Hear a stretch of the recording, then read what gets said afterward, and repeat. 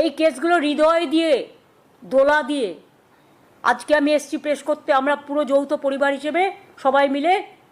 আমি কিন্তু জাজকে রেসপেক্ট করে বলছি, আমি জাজমেন্টটা মেনে নিতে পারছি না।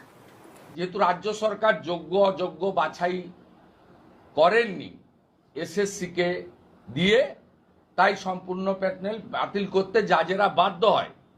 কিন্তু এখানে তো দেখলাম একজন বিচারপতি চিফ জাস্টিস জাজমেন্ট দিয়ে গেলেন। আমিও এখন যে চিফ জাস্টিস তাকে ক্রিটিসাইজ করছি না, কিন্তু আমি ল সম্বন্ধে বলছি, জাজমেন্ট সম্বন্ধে বলছি। ওয়ান চিফ জাস্টিস স্টেড, আদার চিফ জাস্টিস ক্যান্সেলড। এটার মিনিংটা আপনারা খুঁজে নেবেন, আমি নয়। সুপ্রিম কোর্ট বারে বারেই রাজ্য সরকার এবং এসএসসির লয়ারকে যোগ্য অযোগ্য বাছাই করার জন্য সুযোগ দিয়েছেন।